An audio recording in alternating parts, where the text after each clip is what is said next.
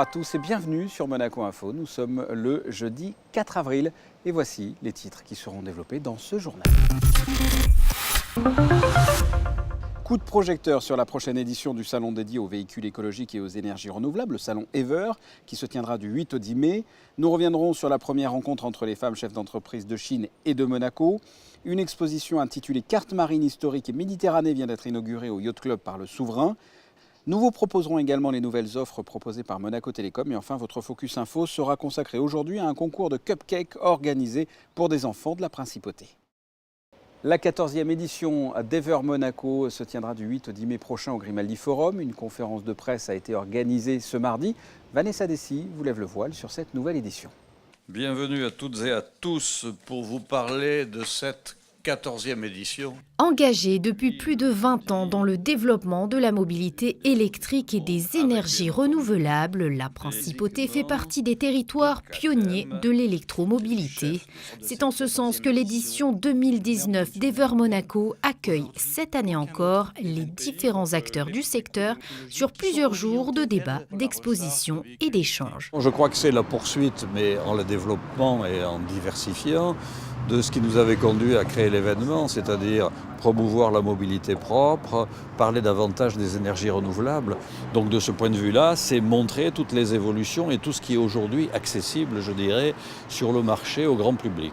Après, parallèlement à ça, il y a toujours les sessions qui sont dédiées à la meilleure connaissance et la recherche en profondeur avec des tables rondes scientifiques. Et on est heureux de ce point de vue-là d'accueillir depuis maintenant bien des années ce concours Meta Europe des innovations technologiques liées à ces technologies nouvelles. Il paraît indispensable que cette transition écologique se passe aussi sur les eaux. Donc pour la première fois, effectivement, on va d'une part présenter des bateaux électriques et d'autre part avoir des conférences sur cette thématique qui est essentielle.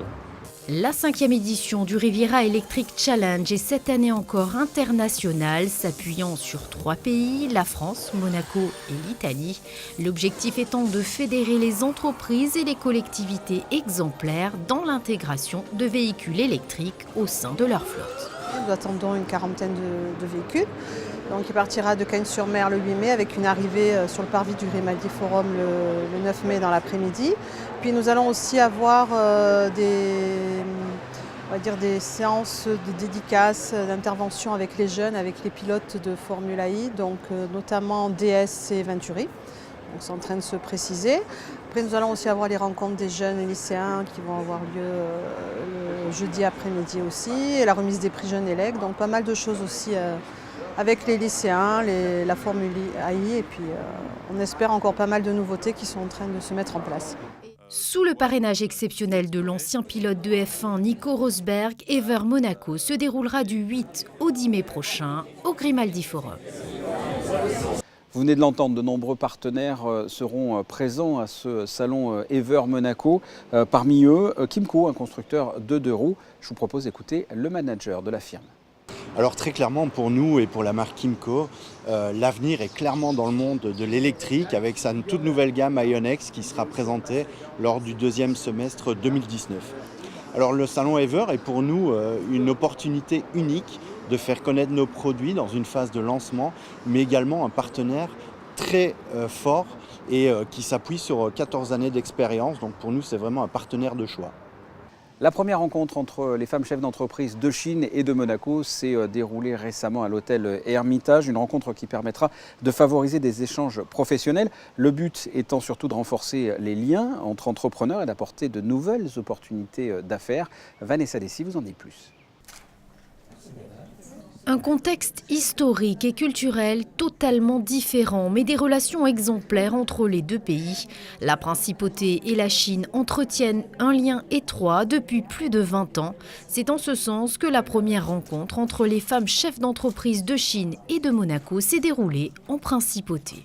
Pour nous, c'est très important de pouvoir recevoir des dames, des femmes chefs d'entreprise, business women de la Chine. Et c'est vraiment un grand honneur et on essaye de partager avec elles nos expériences. Nous allons nous présenter et nous allons les connaître et en espérant de pouvoir les revoir ici à Monaco. 8 entrepreneurs ont accepté l'invitation à l'occasion de cette première rencontre féminine entre les deux pays. Certaines invitées chinoises ont un rôle très important dans le milieu du commerce international. Je pense que dans un premier temps, Monaco, pour elle, c'est quand même un lieu de luxe pour le voyage. C'est pour cette raison-là que j'ai combiné les deux événements, parce que ces dames-là sont invitées non seulement pour cette rencontre femmes chefs d'entreprise, également pour le dîner du bal de la rose. Donc l'idée de cette soirée, c'est d'établir un lien entre elles. Et l'événement a été soutenu par Catherine Fautrier, ambassadeur de Monaco en Chine. Une exposition intitulée Cartes marines historiques et Méditerranée a été inaugurée par le souverain ce lundi à l'occasion du centenaire de la première conférence hydrographique internationale. Les visiteurs pourront découvrir le monde maritime de la Méditerranée d'autrefois. Reportage. 2019, année clé dans l'histoire de l'Organisation hydrographique internationale. Elle marque le centenaire de la première conférence qui a eu lieu à Londres en 1919. L'OHI compte actuellement 89 États membres. L'organisation encourage activement chaque État côtier à progresser en matière de sécurité maritime. La coordination au niveau mondial de la fourniture de services relatifs à l'hydrographie et à la carte marine fait également partie des missions de l'entité. Bien sûr que c'est important d'être spécialement ici à Monaco, car nous fêtons le centenaire de la première conférence de l'OHI, l'Organisation hydrographique internationale, et 2021 marquera le centenaire de l'établissement du Bureau hydrographique international basé à Monaco. À cette occasion, de nombreux événements sont prévus tout au long de l'année.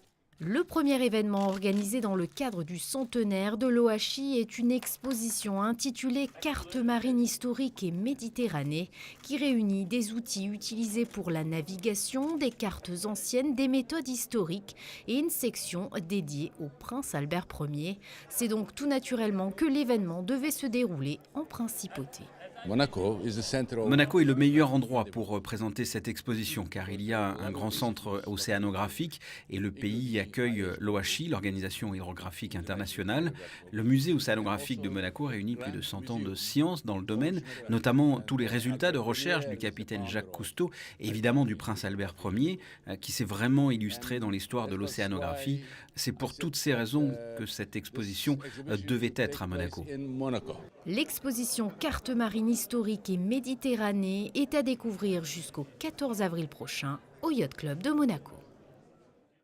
L'offre s'étoffe chez Monaco Télécom pour mieux répondre aux questions des utilisateurs. Quelles sont les dernières nouveautés? Réponse dans ce reportage d'Alexandra Pagny, Orazio Gagino et Clélia Renaud.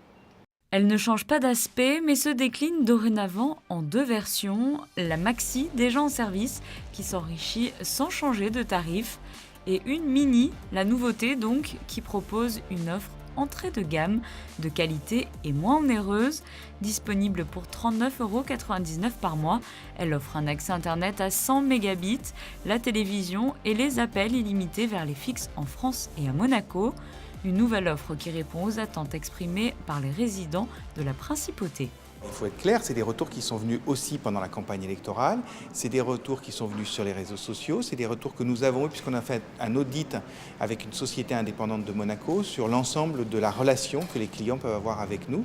Et donc c'est beaucoup d'informations qu'on a collectées pendant quelques mois et qui nous a permis d'orienter un certain nombre de décisions, également sur le mobile, en enrichissant de façon assez forte les offres, en créant une offre pour les plus petits, pour ceux qui ont besoin d'un premier téléphone et dont les parents ne veulent pas qu'il y ait Internet. Ça aussi, c'était une demande notamment aussi qui revenait par le Conseil national. Et puis, en essayant également de regarder précisément d'où venaient les problématiques de qualité et qu'est-ce qu'il fallait faire pour essayer de les corriger au mieux. Une réponse a également été apportée à la demande des parents qui souhaitaient une offre de téléphonie pour les plus petits sans accès Internet. C'est désormais chose faite, ils pourront joindre leurs enfants sur leur propre téléphone avec un abonnement à 3,99 € par mois. Et qui dit amélioration de l'offre des forfaits, dit amélioration du réseau. 15 millions d'euros seront investis dans la qualité des réseaux d'ici 2020. Les quartiers situés en bordure de frontières sont les premiers concernés. Il y a des zones à Monaco qui sont particulièrement complexes à couvrir, celles qui bordent la France. Et celles-là, on ne peut quasiment pas les couvrir, sauf à mettre des antennes en France. Et ça, pour la première fois, on a obtenu l'autorisation de mettre des antennes en France pour améliorer la couverture sur ces zones particulièrement complexes. Finalement, c'est plus d'un tiers du réseau qui va être enrichi d'ici à l'année prochaine pour le réseau mobile. En parallèle, on sait bien que nous sommes en train de finaliser le déploiement de la 5G à Monaco, ce qui est aussi un investissement important, et puis que nous nous étions engagés à couvrir tous les lieux publics, qu'ils soient évidemment à l'air ou alors en souterrain. Et ça a été le cas pour les parkings, ça a été le cas pour les tunnels, ça a été le cas pour les galeries piétonnes, et l'année prochaine, on n'aura plus que les ascenseurs publics à faire. D'autres nouveautés sont encore en préparation et seront dévoilées tout au long de l'année. Prochain rendez-vous, la traditionnelle conférence de presse qui se déroule chaque année durant le Rolex Monte Carlo Masters. Place à présent à votre Focus Info. Après le repas servi au CHPG, puis le grand cordon d'or, nous poursuivons nos découvertes culinaires. Mais cette fois-ci, avec les plus petits, plusieurs élèves ont participé à un concours de cupcakes. Sandrine Nègre n'aurait manqué ça pour rien au monde.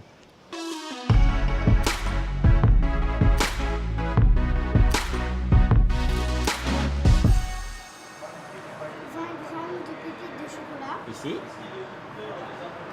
grammes de poudre d'amande. Oui, ici. Un sachet de sucre vanillé. Voilà, ici. C'est bon? Et après, toi, pour le glaçage, tu as tout ce qu'il faut? Oui. Très bien. Donc, il ne manque rien? Oui. C'est validé, c'est bon? Oui. Bon. Et après, je te dirai quand commencer. Hein. Tu ne commences pas avant que je te le dise, d'accord? Comment c'est le prénom? Brian. Brian, il sera avec toi. Tout ce qu'il y a à cuire, tout ce qu'il y a à main, c'est lui qui s'en occupe. Tu lui dis voilà, il faut cuire 20 minutes à 180 degrés. Brian il s'en occupe. Il est d'origine américaine. Il n'est pas très grand et a la particularité d'avoir un glaçage souvent très coloré. Le cupcake était à l'honneur à travers ce concours proposé par Monaco Goût et Saveur en partenariat avec la Direction de l'Éducation nationale, de la jeunesse et des sports. En début d'année, ces élèves figuraient parmi les 125 enfants ayant élaboré une recette de cupcake. Ce 1er avril, les 6 élèves sélectionnés sont prêts à donner vie à leur recette. S'il te reste un peu d'appareil, tu peux en mettre dedans. D'accord? Ça marche? Ça, toujours les dire. Ah, d'accord. On ne jette rien, hein? Parce qu'après, s'il y en a beaucoup, après, c'est bien, ça sera pour nous. Ah oui, parce que moi, je ne suis pas membre du jury, donc j'aimerais bien goûter aussi. Ouais. D'accord? Mais pourquoi vous n'êtes pas membre du jury? Parce que j'organise, je ne peux pas tout faire. Petite difficulté supplémentaire par rapport à l'année dernière, c'est-à-dire que cette année, chaque membre du jury, chaque membre candidat, pardon, ont 1 heure pour réaliser le cupcake et ils le font de A à Z. L'année dernière, on avait amené les crêpes. Cette année, ils font carrément le cupcake.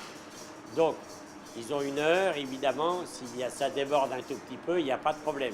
Et surtout, ils sont assistés, et ça, c'est une idée chère à Monaco Goût et Saveur, c'est d'assister avec un élève du lycée hôtelier, un élève des écoles de Monaco, de manière à ce que ça fasse cette petite transmission entre un chef et un commis, et ça, c'est assez magique.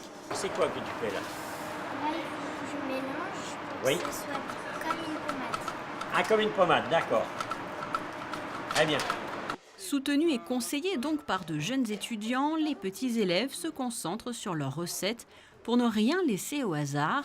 D'ailleurs, certains nous le confient hors caméra, une surdose d'ingrédients peut être fatale. Quand on doit commencer, on doit mettre 2 œufs. Après, on doit mettre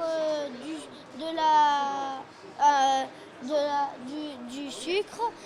Après, un paquet de vanille. Un peu de levure. Après, de la farine. Et on fait fondre un peu le beurre. Et après, on met au four. Allez, t'es prêt? Vas-y.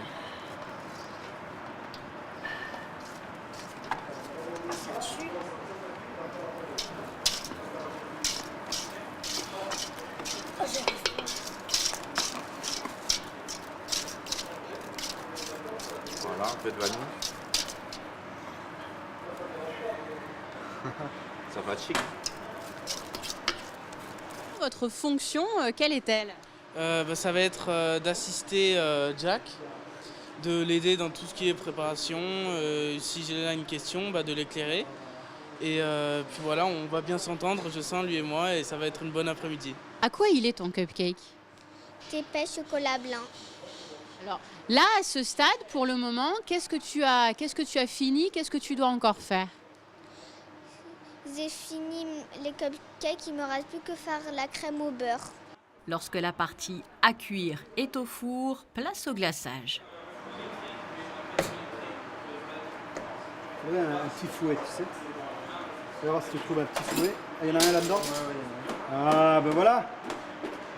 Voilà, regarde. Tu vois? C'est quoi ça? Là, tu fais comme ça.